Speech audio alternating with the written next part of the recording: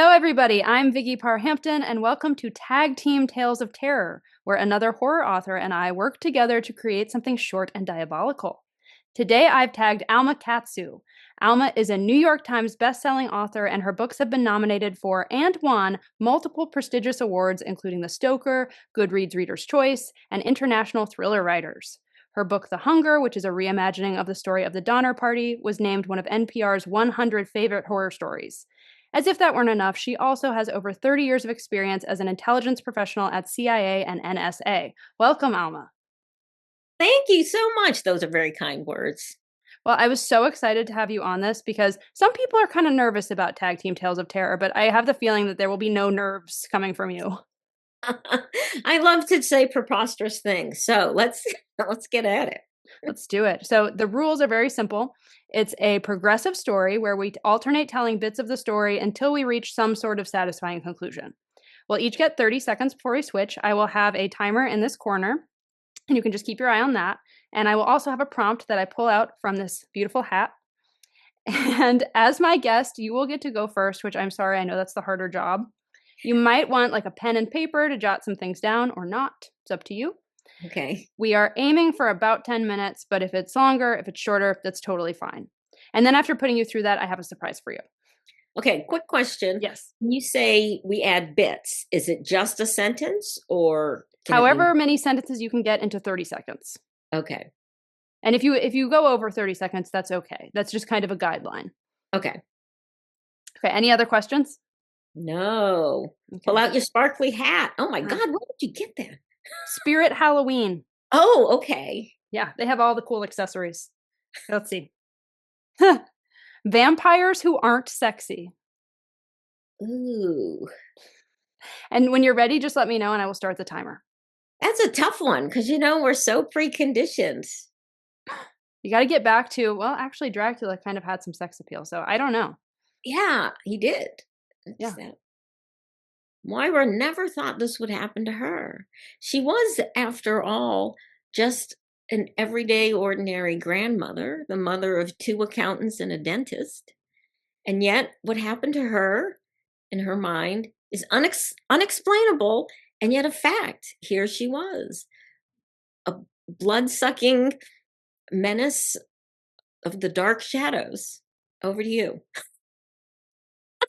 And Myra knew, even though her transformation had been recent and she was close with her children, there was no way she could ever tell them. They would view her as a monster. Who knows? They might even want to impale her with a stake or throw garlic at her. She didn't know. All she knew was she had to keep her family safe from what she had become.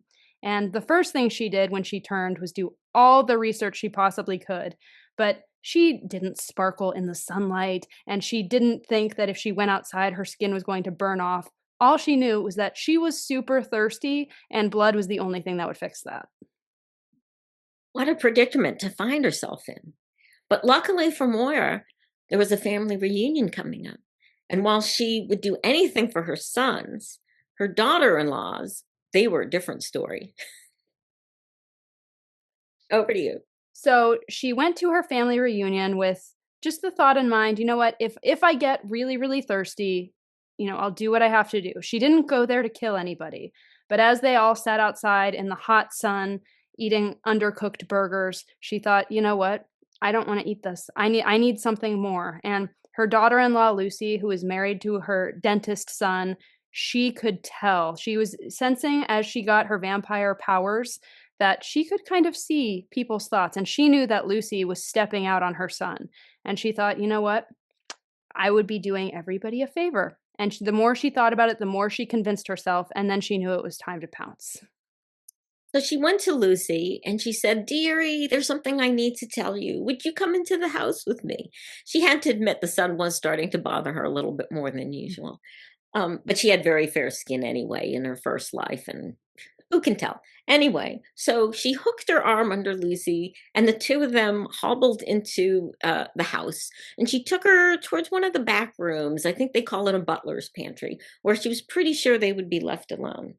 She never liked Lucy, the shiksa. She and looked down on her with her long, slender white neck.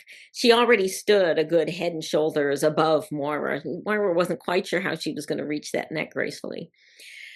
And but as she drew Lucy closer, mumbling something about family jewels that she wanted to make sure she inherited, Moira kind of caught herself.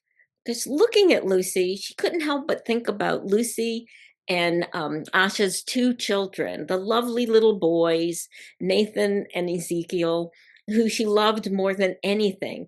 And if she killed Lucy, if she drank Lucy's blood, she would be depriving these boys of their mother at the time when they needed her the most. Over to you. And all she could think was, I'm so thirsty. But at the same time, she kept seeing Nathan and Ezekiel's faces in her mind. And meanwhile, Lucy, who had grown a little bit drowsy being in the face of Moira's vampire powers, was starting to rouse and saying, what are you doing? Why are you squeezing my arm so hard? There's nothing back here. Where's that jewelry?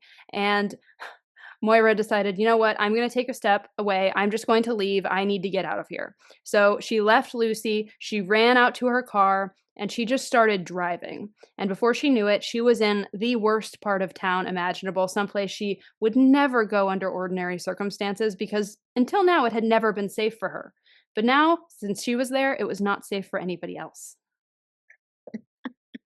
As she drove around, she thought she noticed a few things. I mean, when she had been younger, this wasn't such a bad part of town. And she was pretty sure a tailor she used to go to had a store not too far away, and maybe a cobbler down the street. And there used to be a really good bakery not too far from here. But as she looked around, all she saw, especially at this time of night, were shuttered windows and those metal gratings pulled down, and she knew she should be afraid, but it was funny, something in her, just started to sort of wake up. And in a way, and she was surprised at this, she felt like maybe she was in her element here, that there was something here for her that she had never seen before. So she parked her car and she was walking along in the darkened shadows when she thought she heard a voice calling out to her from down this dark alley. Help me, help me, help me. So she turned around and decided, okay, even though I'm a vampire, I am not a horrible person. I have not lost my humanity. So she ran down the alley to see what was wrong, and she saw a woman being attacked by a man. It was dark. She couldn't see exactly what was happening, but she knew she had to step in. So without a second thought, she pounced on the man and sunk her fangs into his throat and sucked him dry. And meanwhile, the woman who she had saved was staring on in absolute horror, and she couldn't believe her eyes. And when Moira dropped the man on the floor, the woman said, I wasn't the one screaming for help.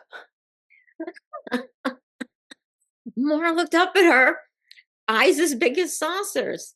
What do you mean? What do you mean? Sorry, you really just blew my mind there, Vicky. um, can I kick it back to you? Did you have something in Sure, mind? sure. Okay. So the woman looked at Moira and she said, I wasn't the one screaming for help. I think that was the guy who needed help here. And Moira said, I don't understand. I don't understand what's going on. And that's when the woman showed her fangs. And Oh, Moira saw that she was not alone. But this woman was much younger. And Moira thought, why would she get turned when she had her whole life ahead of her? And is this how she hunts? Is this what I'm going to be reduced to? Hunting in a dirty alley for random men to keep me from going insane with thirst? And she looked at this woman and she said, I'm Moira. Let's go grab a drink. Let's talk about this. I think we should leave it at that. Very good. Very good. That was fun. That was fun. Although, yeah, it's funny how your mind races ahead and Mhm. tries to think of what would be a good twist. What would be a good twist? But Yeah. the other thing that makes it kind of funny is I've been playing around with the idea. I've always wanted to write a vampire novel. I've written a short story, but I've never written a vampire novel. But I don't like to write like the same book, right? That Mhm. everybody writes. So and I wanted to have something to do with female empowerment. So those ideas have been going around in my head, and then we just ended up going down that path. It Well, was this very. was perfect then. Well, I we didn't want to spill too much though of things I'd already thought of. Yeah. I liked it. It was different, and now we have to come up with a title for it. Thanks for the memories. I don't know. Oh, I like that. You had that one ready to go. I like that. Okay, well, after putting you through that, I have a little surprise for you. I always get very, very hungry after all this creativity, so I created an absolutely awesome recipe based on Fiend just for you. It is really delicious. I call this the Protector's Baklava. Obviously, I wanted something with some Albanian inspiration. I love baklava, and this one is special because it has a secret darkness inside, just like the Barisha family. It's dark chocolate walnut baklava, and it Oh, is sure to indulge all of your cravings. fabulous. I wish I had some here with me right now. I made a giant pan of this, not realizing that there's a reason they're cut into such tiny little squares. My husband ate 5 pieces and then just had to go lie down. Oh my So God. it's delicious, but I think, you got to pace yourself. Okay. Thanks for the warning. Send me the recipe. Yes, I will send you the recipe and I will put it in the show notes for those who need some fuel for a reading binge. Awesome. Well, thank you so much. It was so much fun, and I look forward to making the baklava. Thank you. And tell everybody where they can find you and keep up with you and your work. Well, the best way is to subscribe to my newsletter, which is on Substack. So if you just search Alma Katsu and Substack, it'll pop up, and you can subscribe, and we'll both be happy ever after. Awesome. Well, again, thank you so much. Thank you.